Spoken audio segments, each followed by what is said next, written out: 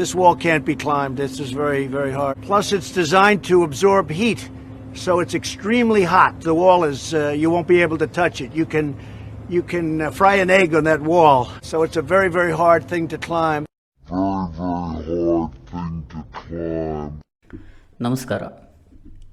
ನಮಗೆಲ್ಲ development, progress ಅಂದ ತಕ್ಷಣ ಕಣ್ಮುಂದೆ ರಪ್ ಅಂತ ಪಾಸಾಗೋ ದೇಶ ಈ ಜಗತ್ತಿನ ದೊಡ್ಡಣ್ಣ, United States of America. America ಅಂದರೆ ನಮ್ಮೆಲ್ಲರಿಗೂ ಏನೋ ಎಕ್ಸ್ಟ್ರಾ ಪ್ರೀತಿ, ವಿಶ್ವಾಸ, ನಂಬಿಕೆ. ಬೇಸಿಕಲಿ ಈ ಕನ್ನಡ ಡಿಕ್ಷನರಿಲಿ ಏನೆಲ್ಲ ಹ್ಯೂಮನ್ ಇಮೋಷನ್ಸ್ ಇದೆ ಎಲ್ಲನೂ ಒಟ್ಟಿಗೆ ಹೊರಗಡೆ ಬರುತ್ತೆ. ಸ್ವತಂತ್ರ ಪೂರ್ವದಲ್ಲಿ ಭಾರತೀಯರಿಗೆ ಜೀವಮಾನದಲ್ಲಿ ಒಂದು ಸಲ ಕಾಶಿ ಯಾತ್ರೆ ಮಾಡಬೇಕು ಅನ್ನೋ ಮಹದಾಸೆ ಇತ್ತು. ಸ್ವತಂತ್ರದ ನಂತರ ಇದೇ ಜನರಿಗೆ ಜೀವಮಾನದಲ್ಲಿ ಒಂದು ಸಲ ಅಮೇರಿಕಾ ಯಾತ್ರೆ ಮಾಡಿದ್ರೆ ಮೋಕ್ಷ ಪ್ರಾಪ್ತಿಯಾಗತ್ತೆ ಅನ್ನೋ ಭಾವನೆ ಬಂದುಬಿಟ್ಟಿದೆ. ತಪ್ಪಲ್ಲ, ನನ್ನನ್ನು ಸೇರಿಸಿ ಅಮೇರಿಕಾ ಅಂದರೆ ನಮ್ಮೆಲ್ಲರಿಗೂ ಸ್ಪೆಷಲ್ ಲವ್ವು. ಯಾಕಿರಲ್ಲ ಹೇಳಿ? ಲಾಂಗ್ ಡ್ರೈವ್ ಹೋಗೋಕ್ಕೆ ಬೇಜಾನ್ ಉದ್ದುದ್ದ ರೋಡ್ಗಳು, ಸಿಲಿಕಾನ್ ವ್ಯಾಲಿ, ಹಾಲಿವುಡ್, ರಜಾ ಮಜಾ ಕಳೆಯಲು ಮರುಭೂಮಿಲಿರೋ ಲಾಸ್ ವೇಗಸ್. ಈ ಲಾಸ್ ವೇಗಸ್ಸಿಗೆ ಸಿನ್ ಸಿಟಿ ಅಂತಲೂ ಕರೀತಾರೆ. ಏನು ಕ್ಯೂಟಾಗಿದೆ ಅಲ್ಲ ಅಂತ ತಿಳ್ಕೊಬೇಡಿ. ಇಲ್ಲೆಲ್ಲ ಪುಣ್ಯಕ್ಷೇತ್ರಗಳು ಹಲವಾರಿದೆ ಭಾರತದಲ್ಲಿ. ಸಿನ್ ಅಂದರೆ ಪಾಪ, ಗೊತ್ತಾಯ್ತಾ? ಅನ್ಲಿಮಿಟೆಡ್ ಹೆಣ್ಣು ಹೆಂಡ ಮೋಜಿಗೆ ಒಂದು ಡೆಡಿಕೇಟೆಡ್ ತೀರ್ಥಕ್ಷೇತ್ರ ಅನ್ನೋದು ಈ ಜಗತ್ತಲ್ಲಿದ್ದರೆ ಅದು Las Vegas. SpaceX, Walmart, Elon Musk, Justin Bieber, Marvel, DC, Mia Khalifa, Johnny Sins, basically world's best ಭೋಗವಸ್ತುಗಳು ಸಿಗೋದು ಇದೇ ಅಮೇರಿಕಾದಲ್ಲಿ. ಬಟ್ ಇವೆಲ್ಲನೂ ಹಣ ಇದ್ದರೆ ಮಾತ್ರ. ಅನ್ಫಾರ್ಚುನೇಟ್ಲಿ ಈ ತೀರ್ಥಕ್ಷೇತ್ರಗಳಿಗೆ ಹೋಗೋಕ್ಕೆ ಗೌರ್ಮೆಂಟಿಂದ ಯಾವುದೇ ಪ್ಯಾಕೇಜ್ ಇಲ್ಲ, ಅಥವಾ ರಿಸರ್ವೇಷನ್, ಮೀಸಲಾತಿ ಅನ್ನೋ ಕಾನ್ಸೆಪ್ಟೇ ಇಲ್ಲ ಅಲ್ಲಿ. ಎಲ್ಲದಕ್ಕಿಂತ ಹೆಚ್ಚಾಗಿ ಟ್ಯಾಲೆಂಟ್ ಅನ್ನೋ ವಿಷಯಕ್ಕೆ ಯಾವತ್ತೂ ಬೆಲೆ ಕೊಡೋ ದೇಶ ಅದು. ತಂತ್ರಜ್ಞಾನದಲ್ಲಿ ನಾವೆಲ್ಲ ಇಷ್ಟು ಮುಂದುವರೆದಿದ್ದೀವಿ ಅಂದರೆ ಅದರಲ್ಲಿ ಅಮೇರಿಕದ ಕೊಡುಗೆ ಅಪಾರ. ಅದ್ರ ಬಗ್ಗೆ ಎರಡು ಮಾತೇ ಇಲ್ಲ. ಅಮೇರಿಕಾದಲ್ಲಿ ಎರಡು ಬಹುಮುಖ್ಯ ಇಂಡಸ್ಟ್ರಿಗಳಿವೆ. ಒಂದು ಫಾರ್ಮಾ ಇಂಡಸ್ಟ್ರಿ, ಇನ್ನೊಂದು ಮಿಲಿಟ್ರಿ ಇಂಡಸ್ಟ್ರಿ. ಫಾರ್ಮಾ ಇಂಡಸ್ಟ್ರಿ ಬಗ್ಗೆ ಇನ್ನೊಂದು ದಿನ ಮಾತಾಡೋಣ. ಈ ಮಿಲಿಟ್ರಿ ಬಗ್ಗೆ ನಾವೆಲ್ಲರೂ ಮಾತಾಡಲೇಬೇಕಾಗಿರೋ ಒಂದು ವಿಷಯ.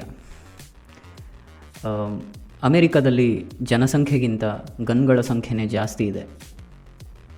ಜೋಕ್ ಮಾಡ್ತಾ ಇಲ್ಲ, ಇಟ್ಸ್ ಅ ಫ್ಯಾಕ್ಟ್.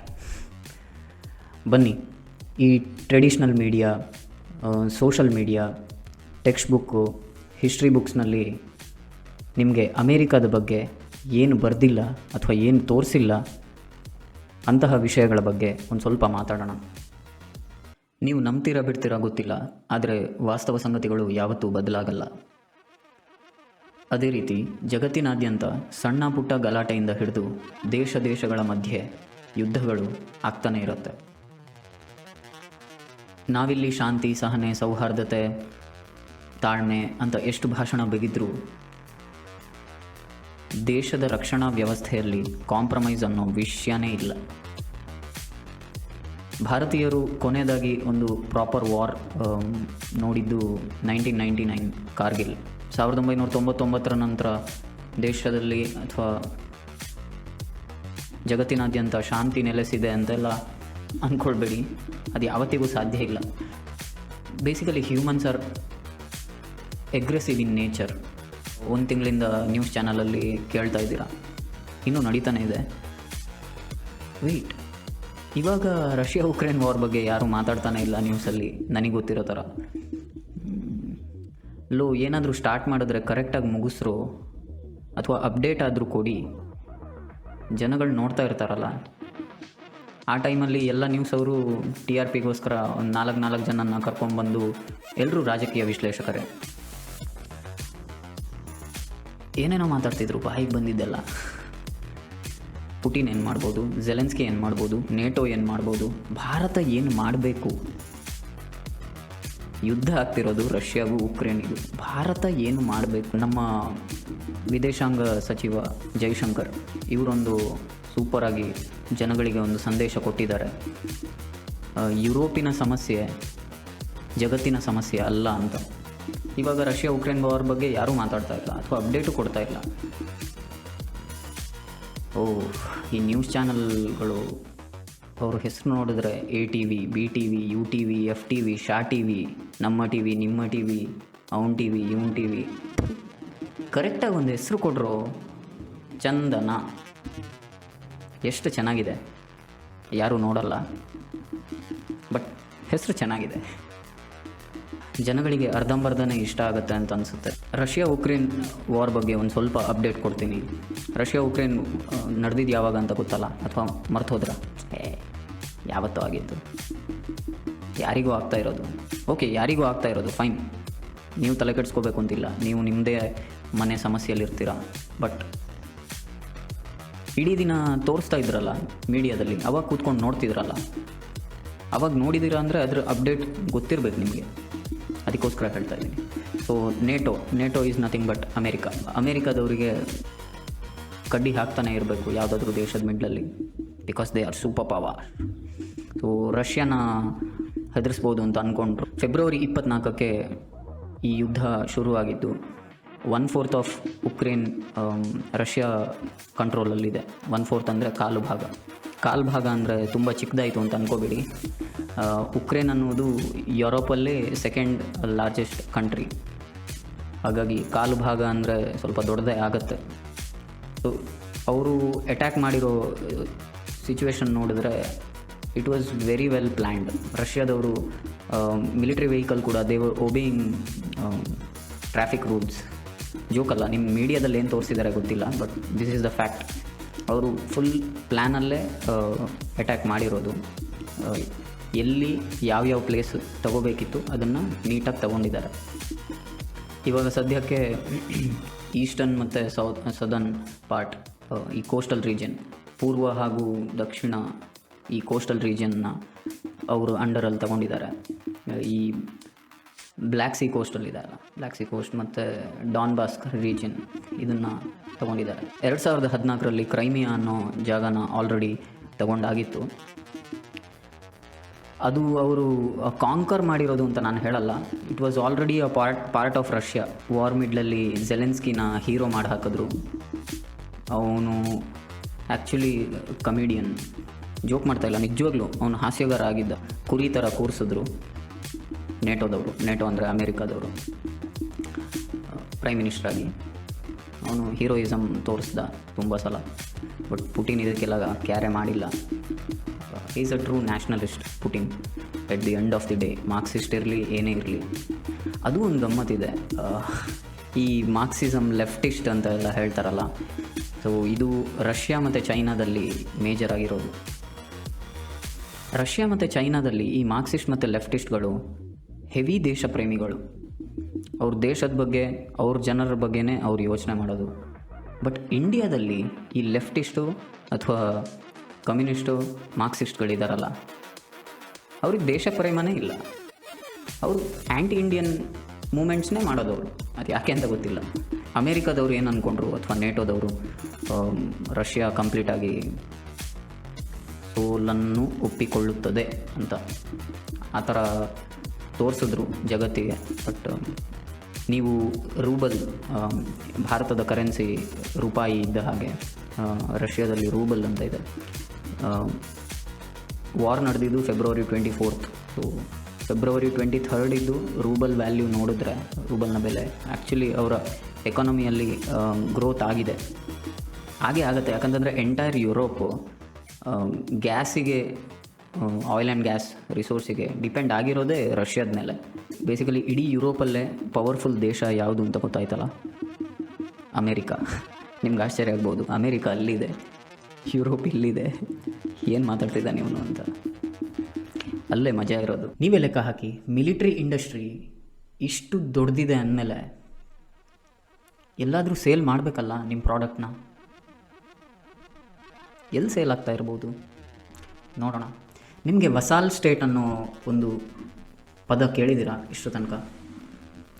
ವಸಾಲ್ ಸ್ಟೇಟ್ ಅಂದರೆ ಸಾಮಂತ ರಾಜ್ಯ ಅಥವಾ ಜಾಗೀರ್ದಾರ್ ಈ ಜಮೀನ್ದಾರ್ ಸಿಸ್ಟಮನ್ನು ಯಾವಾಗ ಟರ್ಕ್ ಇನ್ವೇಡರ್ಸ್ ಇಂಟ್ರಡ್ಯೂಸ್ ಮಾಡಿದ್ರು ಇಂಡಿಯಾದಲ್ಲಿ, ಜಮೀನ್ದಾರ್ ಸಿಸ್ಟಮ್ ನಮ್ಮ ಹತ್ರ ಇರಲಿಲ್ಲ ಮುಂಚಿಂದ.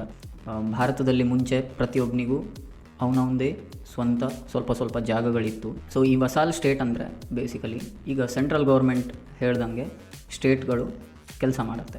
ಪ್ರತಿ ದೇಶದಲ್ಲೂ ಹಾಗೆ ರಾಜ್ಯಗಳಿರುತ್ತೆ. ದೇಶಗಳು ಇರೋದು ನೋಡಿದ್ದೀರಾ ನೀವು ಅಂದ್ಕೊಂಡಿರ್ತೀರಾ ಫ್ರೀ ಕಂಟ್ರಿ ಅಂತ.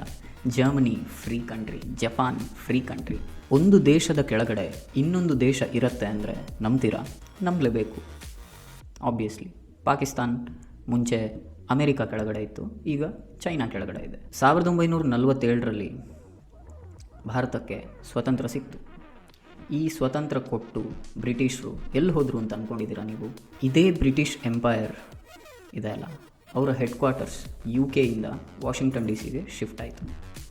ಸೊ ಬೇಸಿಕಲಿ ನಮ್ಮನ್ನು ಇಷ್ಟು ವರ್ಷ ಹ್ಯುಮಿಲಿಯೇಟ್ ಮಾಡಿರೋ ಈ ಬ್ರಿಟಿಷರು ಅವರ ಸಾಮ್ರಾಜ್ಯವನ್ನು ನಿಲ್ಲಿಸಲಿಲ್ಲ, ಹೆಡ್ ಕ್ವಾರ್ಟರ್ಸ್ ಮಾತ್ರ ಶಿಫ್ಟ್ ಮಾಡಿದ್ರು. ಎಲ್ಲಿಗೆ? ಅಮೇರಿಕಾಗೆ. ಅಲ್ಲಿ ಹೋಗಿ ಅದೇ ಮಾಡ್ತಾ ಇರೋದು. ನಿಮಗೆ ಅಮೇರಿಕಾದವರು ಈ ಆಡಳಿತ ಬದಲಾವಣೆ ಮಾಡೋದರಲ್ಲಿ ರೆಜಿಮ್ ಚೇಂಜ್ ಅಂತ ಹೇಳ್ತಾರೆ, ಅದರಲ್ಲಿ ಎತ್ತಿದ ಕೈ. ಅವರಿಗೆ ಯಾರು ಪ್ರೆಸಿಡೆಂಟ್ ಎಲ್ಲಿ ಯಾವಾಗ ಹೇಗೆ ಬೇಕು ಆ ಟೈಮಲ್ಲಿ ಅವರು ಅಲ್ಲಿಗೆ ಹೋಗ್ತಾರೆ, ಆ ದೇಶಕ್ಕೆ. ಅವ್ರಿಗೆ ಬೇಕಾಗಿರೋರನ್ನ ಪ್ರೈಮ್ ಮಿನಿಸ್ಟರ್ ಮಾಡ್ತಾರೆ, ಅಥವಾ ಅವ್ರಿಗೆ ಯಾರು ಬೇಡ ಅವ್ರನ್ನ ಅಸಾಸಿನ್ ಮಾಡ್ತಾರೆ. Iran 1953, Congo 1960, ಗ್ವಾಟಮಾಲ್ 1954, dominion republic 1961, south Vietnam 1963, Brazil 1964, Chile 1973. ಇಷ್ಟು ಕಡೆ ಅಮೇರಿಕಾದವರು ಸುಮ್ಮನೆ ಹೋಗಿ, ಸುಮ್ಮನೆ ಅಲ್ಲ, ಅವ್ರಿಗೆ ಅಲ್ಲಿಂದ ಏನೋ ರಿಸೋರ್ಸ್ ಬೇಕಿತ್ತು ಆ ದೇಶದಿಂದ, ಅವರಷ್ಟಕ್ಕಿದ್ದರು. ಇವರು ಹೋಗಿ ಅಲ್ಲಿ ರೆಜಿಮ್ ಚೇಂಜ್ ಮಾಡೋಕ್ಕೆ ಆಪ್ರೇಷನ್ಸ್ ಥ್ರೂ CIA ಆಪ್ರೇಷನ್ಸ್ ಎಲ್ಲ ಮಾಡ್ತಾರೆ. ಅದಕ್ಕೆ ಕೂಪ್ ಅಂತಂತಾರೆ. ಇದು ನಾನು ಹೇಳ್ತಿರೋದಲ್ಲ, ಅಫಿಷಿಯಲಾಗಿ CIA ಅವರೇ ಒಪ್ಕೊಂಡಿದ್ದಾರೆ. ಈ ಥರ 7 ಕಡೆ ನಾವು ರೆಜಿಮ್ ಚೇಂಜ್ ಪ್ಲ್ಯಾನ್ ಮಾಡಿದ್ದೀವಿ ಅಂತ. ಬೇಸಿಕಲಿ ವಿಷಯ ಇಷ್ಟೇ, ಈ ರಷ್ಯಾದವರಿಗೆ ಅಮೇರಿಕಾದವರಿಗೆ ಇರೋ ಯುದ್ಧ ಕೋಲ್ಡ್ ವಾರಿಂದಾಗಿ ಬೇರೆಲ್ಲ ದೇಶಗಳು ಸಮಸ್ಯೆನ ಎದುರಿಸ್ಬೇಕಾಗತ್ತೆ. ಇವರು ಇಷ್ಟಕ್ಕೆ ನಿಲ್ಲಿಸಿದ್ರು ಅಂತ ಅಂದ್ಕೊಂಡ್ರ? ಸಾರಿ. 1973ನಲ್ಲಿ ಚಿಲೆನಲ್ಲಿ ಮಾಡಿದ್ರ. ಎಟ್ ದ ಸೇಮ್ ಟೈಮ್ ಬೇರೆ ಕಡೆನೂ ಮಾಡಿರ್ತಾರೆ ಆಬ್ವಿಯಸ್ಲಿ, ಅವ್ರೇನು ಸುಮ್ಮನೆ ಕೂತಿರಲ್ಲ, ಜಗತ್ತಿನ ದೊಡ್ಡ ಅಣ್ಣ ಅಲ್ಲ. ಇದೆಲ್ಲ ಬೇರೆ ದೇಶಗಳು, ನಮ್ಗೆ ಯಾಕೆ? ಬೇರೆ ದೇಶದಲ್ಲಿ ಆಡಳಿತ ಬದಲಾವಣೆ ಆದರೆ ನಮಗೇನು ಪ್ರಾಬ್ಲಮ್ ಅಂತ ಕೇಳಿದ್ರಲ್ಲ.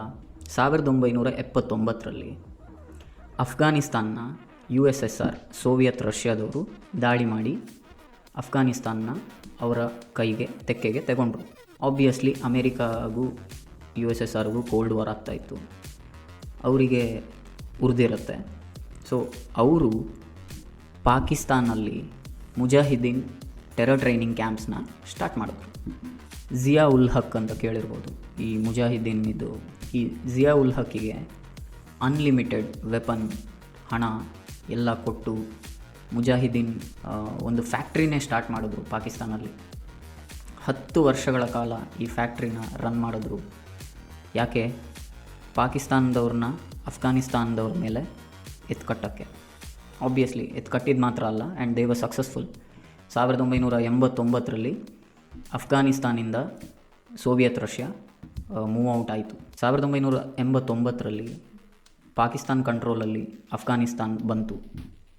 ಪಾಕಿಸ್ತಾನ್ ಕಂಟ್ರೋಲ್ ಅಂದರೆ ನೇಮ್ಸೇಕ್, ಅಮೇರಿಕಾ ಕಂಟ್ರೋಲಲ್ಲಿ ಅಫ್ಘಾನಿಸ್ತಾನ್ ಬಂತು.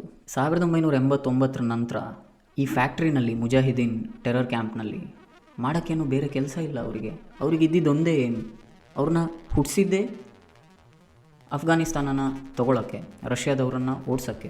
ಪಾಕಿಸ್ತಾನವರು US ಕೇಳಿದ್ರು, ನಾವು ನಿಮಗೆ ಇದನ್ನು ಮಾಡಿಕೊಟ್ಟಿದ್ದೀವಿ, ಇವಾಗ ನಿಮ್ಮ ಟರ್ನ್, ನಮಗೆ ಕಾಶ್ಮೀರ್ ಬೇಕು, ಅದಕ್ಕೆ ನಿಮ್ಮ ಹೆಲ್ಪ್ ಬೇಕು ಅಂತ. ಆಬ್ವಿಯಸ್ಲಿ ಇದಕ್ಕಿಂತ ಮುಂಚೆ ಈ 10 ವರ್ಷದಲ್ಲಿ ಸುಮ್ಮನೆ ಕೂತಿರಲಿಲ್ಲ, ಇನ್ಫಿಲ್ಟ್ರೇಟ್ ಮಾಡೋಕ್ಕೆ ಟ್ರೈ ಮಾಡ್ತಾಯಿದ್ರು ಕಾಶ್ಮೀರಲ್ಲಿ, ಬಟ್ ಇಷ್ಟು ಲಾರ್ಜ್ ಸ್ಕೇಲಲ್ಲಿ ಯಾವತ್ತೂ ಆಗಿರಲಿಲ್ಲ. 1989ರಿಂದ ಕಾಶ್ಮೀರಲ್ಲಿದ್ದ ಕಾಶ್ಮೀರಿ ಪಂಡಿತರನ್ನೆಲ್ಲ ಓಡಿಸಿ, and it's still going on. ಈ ಪಾಕಿಸ್ತಾನಲ್ಲಿ ಪ್ರೈಮ್ ಮಿನಿಸ್ಟ್ರು ಇರಲಿ, ಬೇರೆ ಯಾವುದೇ ಸೀಟ್ ಇರಲಿ, ಅದಕ್ಕೆ ಯಾವುದಕ್ಕೂ ಮರ್ಯಾದೆ ಇಲ್ಲ. ಇಡೀ ಪಾಕಿಸ್ತಾನ ಇರೋದೇ ಆರ್ಮಿ ಕೈಯಲ್ಲಿ. ಆರ್ಮಿ ಜನರಲ್ ಹೇಗೆ ಹೇಳ್ತಾನೆ ಆ ಥರ ಕೇಳಲೇಬೇಕು. ಅವರು ಪಾಕಿಸ್ತಾನ ಜನರಿಗೆ ಏನು ಹೇಳ್ತಾರೆ ಗೊತ್ತಾ? India is a threat, India is a threat ಅಂತ. ಭಾರತ ಇದ್ದರೆ, ಬೇಸಿಕಲಿ ಭಾರತ ಇದ್ದರೆ ನಿಮ್ಮನ್ನು ಬದುಕಕ್ಕೆ ಬಿಡಲ್ಲ, ಈ ಭಾರತೀಯರು ನಿಮ್ಮನ್ನು ಬದುಕಕ್ಕೆ ಬಿಡಲ್ಲ ಅಂತ ಅದನ್ನೇ ತುಂಬಿಸ್ತಾರೆ ಪಾಕಿಸ್ತಾನದ ಸಾಮಾನ್ಯ ಜನರಿಗೆ. ಯಾಕಂದರೆ ಅವ್ರಿಗೆ ಬೇರೆ ಕೆಲಸನೇ ಇಲ್ಲ ಪಾಕಿಸ್ತಾನ ಆರ್ಮಿಗೆ. ನಾವು ಯಾವತ್ತೂ ಇಷ್ಟರ ತನಕ ಹಿಸ್ಟ್ರಿನಲ್ಲೇ ಇಲ್ಲ ನಾವಾಗಿ ನಾವು ಹೋಗಿ ಅಟ್ಯಾಕ್ ಮಾಡಿರೋದು ಪಾಕಿಸ್ತಾನದವ್ರ ಮೇಲೆ. ಪ್ರತಿ ಸಲ ಅವರೇ ಕಾಲು ಕೆರ್ಕೊಂಡು ಜಗಳಕ್ಕೆ ಬರ್ತಾರೆ, ನಮ್ಮ ಮಿಲಿಟ್ರಿ ಅವರು ದೆಂಗ್ದೆ ಕೂತ್ಕೋತಾರ, ಆಮೇಲೆ ಅಲ್ಲಿ UN ಹೋಗಿ ನಾಟಕ ಆಡ್ತಾರೆ, ಮಾನವ ಹಕ್ಕುಗಳ ಉಲ್ಲಂಘನೆ, ಅನ್ಯಾಯ ಆಗಿದೆ ನಮಗೆ, ಹಾಗೆ ಹೀಗೆ ಅಂತ. ಇವಾಗ ತುಂಬ ಜನರಿಗೆ ಗೊತ್ತಿದೆ ಇದೆಲ್ಲ ನಾಟಕ ಅಂತ, ಇದೆಲ್ಲ ರಾಜಕೀಯ ಅಂತ. ಬಟ್ ಪ್ರಾಬ್ಲಮ್ ಏನಂದರೆ ಪಾಕಿಸ್ತಾನಾಗೀಗ ಅಪ್ಪ ಚೇಂಜ್ ಆಗಿದ್ದಾರೆ. ಮುಂಚೆ ಅಮೇರಿಕಾ ಇತ್ತು, ಈಗ ಚೈನಾ. 2014ರಿಂದ ಚೈನಾ. ಬೇಸಿಕಲಿ ಪಾಕಿಸ್ತಾನ ಯಾರು ಬೇಕಾದರೂ ತೊಗೋಬೋದು, ದೇ ಆರ್ ಫಾರ್ ಸೇಲ್. ಹಣ ಯಾರು ಜಾಸ್ತಿ ಕೊಡ್ತಾರೆ ಅವ್ರು ಹೇಳ್ದಂಗೆ ಕೇಳ್ತಾರೆ ಆರ್ಮಿ ಜನರಲ್ಸ್, ಅಷ್ಟೇ. ನಿಮಗೀಗ ತಲೆಯಲ್ಲಿ ಬಂದಿರ್ಬೋದು ಯಾಕೆ ಇಂಡಿಯಾದವರೇ ಪಾಕಿಸ್ತಾನನ ತೊಗೊಳ್ಬಾರ್ದು ಅಂತ ಹಣ ಕೊಟ್ಟು. ಪ್ರಾಬ್ಲಮ್ ಏನಂದರೆ ನಮಗೆ ಅವ್ರನ್ನ ತೊಗೊಳ್ಳೋ ಅಷ್ಟು ಹಣ ಇಲ್ಲ ನಮ್ಮ ಹತ್ರ. ನಾವು ಎಕನಾಮಿಕಲಿ, ಆರ್ಥಿಕವಾಗಿ ಅಷ್ಟು ಮುಂದುವರೆದಿಲ್ಲ. ನಾವೀಗ ಲೆಟ್ಸೇ ಒಂದು ₹100 ತಗೋತೀವಿ ಅಂತ ತಿಳ್ಕೊಳ್ಳಿ ಪಾಕಿಸ್ತಾನನ. ಚೈನಾದವರು ಬಿಡ್ ಮಾಡ್ತಾರೆ ₹200 ಅಂತ, ಅಮೇರಿಕಾದವರು $300 ಅಂತ ಮಾಡ್ಬೋದು. So based on their interest bidding ಆಗುತ್ತಲ್ಲ, ಆ ಥರ. ಈ ಶ್ರೀಲಂಕಾ, ಪಾಕಿಸ್ತಾನ ಅವರೆಲ್ಲ ಮಾರ್ಕೊಂಡು ಕೂತಾಗಿದೆ. ಜಗತ್ತಲ್ಲಿ ಏನೇ ಒಂದು ಒಳ್ಳೆ ವಿಷಯಗಳಿದ್ದರೆ ಅದು ಇವ್ರಿಗೆ ಬೇಕು, ಅದು ಅಮೇರಿಕಾದವರ ಕೈಯಲ್ಲೇ ಇರಬೇಕು. ನಾನು ಸ್ಟಾರ್ಟಿಂಗಲ್ಲಿ ಒಂದು ಮಾತನ್ನ ಹೇಳಿದೆ, ಈ ಇಡೀ ಯುರೋಪ್ ಖಂಡದಲ್ಲಿ ಅತ್ಯಂತ ದೊಡ್ಡ ರಾಷ್ಟ್ರ ಅಮೇರಿಕಾ ಅಂತ. Let me show you the proof. ನೋಡಿ, ಇದು ಅಲ್ ಜಜೀರಾ ಅಂತ ಒಂದು ಕತರಿದ್ದು ಮೀಡಿಯಾದವ್ರ survey. It's not a survey, it's a fact. ನೋಡಿ, ಅಮೇರಿಕದ ಸೇನಾಪಡೆಗಳು ಹಾಗೂ ಸೇನಾ ನೆಲೆಗಳ ಸಂಖ್ಯೆಯನ್ನು ಕೊಟ್ಟಿದ್ದಾರೆ, ಪ್ರತಿ ದೇಶದಲ್ಲಿ ಎಷ್ಟೆಷ್ಟಿದೆ ಅಂತ. US military presence around the world 750 ಸೇನಾ ಪಡೆಗಳು ಮಿನಿಮಮ್ 80 ದೇಶಗಳಲ್ಲಿ ಇದೆ ಇವ್ರ ಪ್ರಕಾರ. ಮಿಡಲ್ ಈಸ್ಟ್, ನಿಮಗೆ ಎಕ್ಸಾಕ್ಟ್ ನಂಬರ್ ಬೇಕಾದರೆ ಪಾಸ್ ಮಾಡಿ ನೋಡ್ಬೋದು if you are interested. Syria, Jordan, Kuwait, UAE. ಈ ಮಿಡಲ್ ಈಸ್ಟ್ ಅಂತ ಕರೀತಾರಲ್ಲ, ಆ್ಯಕ್ಚುಲಿ ನಮಗದು ಮಿಡಲ್ ಈಸ್ಟ್ ಅಲ್ಲ, ವೆಸ್ಟಲ್ಲಿದೆ, ನಮಗೆ ಪಶ್ಚಿಮ ಭಾಗದಲ್ಲಿದೆ, ಗೊತ್ತಾಯ್ತಲ್ಲ. ನಾವು ಅದನ್ನು ಮಿಡಲ್ ಈಸ್ಟ್ ಅಂತ ಕರಿಬೇಕು ಅಂತಿಲ್ಲ.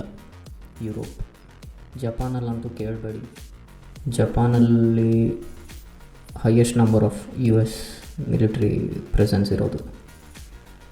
Next Germany. ನೀವು ನೋಡಿದ್ರಲ್ಲ, Germany, Japan, South Korea, Spain, ಇದು ಯಾವುದು ಫ್ರೀ ಕಂಟ್ರಿ ಅಂತ ಮೇಲ್ಮಟ್ಟಕ್ಕೆ ಕಂಡರು ಇವೆಲ್ಲನೂ US ಅಂಡರಲ್ಲೇ ಇರೋದು. ನಿಮ್ಮ ದೇಶದಲ್ಲಿ ಬೇರೆ ಯಾವುದೋ ದೇಶದ್ದು ಸೇನಾ ನೆಲೆ ಅಥವಾ ಸೇನಾ ಪಡೆಗಳಿವೆ ಅಂದರೆ ಅದನ್ನು ಸ್ವತಂತ್ರ ದೇಶ ಅಂತ ಕರೀತಾರ? ನನಗೆ ಗೊತ್ತಿಲ್ಲ, ನಾನಂತೂ ಕರೆಯಲ್ಲ. ನೀವು ಎಲ್ಲರಿಗಿಂತನೂ ಬುದ್ಧಿವಂತರು, ನೀವೇ ಯೋಚನೆ ಮಾಡಿ. ಅಮೇರಿಕಾ ಅನ್ನೋದೊಂದು ಸಾಮ್ರಾಜ್ಯನೇ. ಭಾರತದ ಒಳಗಡೆನೂ ಹಣ ಕೊಟ್ಟು ಈ ಚೈನಾದವರು, ಅಮೇರಿಕಾದವರು ಸುಮ್ಮನೆ ಏನಾದರೂ ಒಂದು ಪ್ರಾಬ್ಲಮ್ ಮಾಡ್ತಾನೆ ಇರ್ತಾರೆ. ಯಾಕಂತಂದರೆ ಭಾರತ ಈಗ ಸದ್ಯಕ್ಕೆ ಅಮೇರಿಕಾ ಸುದ್ದಿನಲ್ಲೂ ಇಲ್ಲ, ಈ ಕಡೆ ರಷ್ಯಾ ಸುದ್ದಿನಲ್ಲೂ ಇಲ್ಲ, ಚೈನಾ ಸುದ್ದಿನಲ್ಲೂ ಇಲ್ಲ. ನಮ್ಮಷ್ಟಕ್ಕೆ ನಮ್ಮನ್ನು ಬಿಟ್ಬಿಡಿಯಪ್ಪ ಅಂತ ಇದ್ದೀವಿ. ಅವರಿಗೆಲ್ಲ ಯುನಿಪೋಲಾರ್ ಜಗತ್ತು ಬೇಕು. ಆದರೆ ಪ್ರಾಬ್ಲಮ್ ಏನಂದರೆ ರಷ್ಯಾದವರು, ಭಾರತ ಹಾಗೂ ಚೈನಾ, ಫ್ರಾನ್ಸ್ ಇಷ್ಟು ಮಾತ್ರ ಒಂದು ಸ್ವಲ್ಪ ಮೇಲ್ಮಟ್ಟಕ್ಕೆ. ಪಾಪ ಆಫ್ರಿಕಾ ಇದೆ, ಅಲ್ಲಿ ಆಫ್ರಿಕಾದ ಬಗ್ಗೆ ಯಾರೂ ಮಾತಾಡಲ್ಲ. Black lives matter. ನಿಜವಾಗ್ಲೂ ನಿಮಗೆ ಕನ್ಸರ್ನ್ ಇದ್ದರೆ ಮಾತ್ರ ಇದೆ ಅಂತನ್ನಿ, ಇಲ್ಲ ಅಂದರೆ ಇಲ್ಲ ಅಂತನ್ನಿ. Black lives matter. ಪಾಪ ಅಲ್ಲಿ ಆಫ್ರಿಕಾದಲ್ಲಿ ಏನೇನೋ ಆಗ್ತಾಯಿದೆ. ಭಾರತ ಉಳಿಸುವಲ್ಲಿ ಕೆಲಸ ಮಾಡ್ತೀರಾ ಅಥವಾ ಕ್ಷಣಿಕ ಸುಖಕ್ಕೋಸ್ಕರ ಭಾರತ ರಾಷ್ಟ್ರವನ್ನೇ ಮಾರೋ ಕೆಲಸ ಮಾಡ್ತೀರಾ? It's completely up to you, ನಿಮಗೆ ಬಿಟ್ಟಿದ್ದು. ರಾಜಕೀಯ ಇಲ್ಲಿ ಮಾತ್ರ ಅಲ್ಲ ಇರೋದು, ದೇಶಗಳ ಮಧ್ಯೆನೂ ಇರುತ್ತೆ ರಾಜಕೀಯ. ಈ ಜಿಯೋಪಾಲಿಟಿಕಲ್ ವಿಷಯಗಳು ಹೀಗಿವೆ.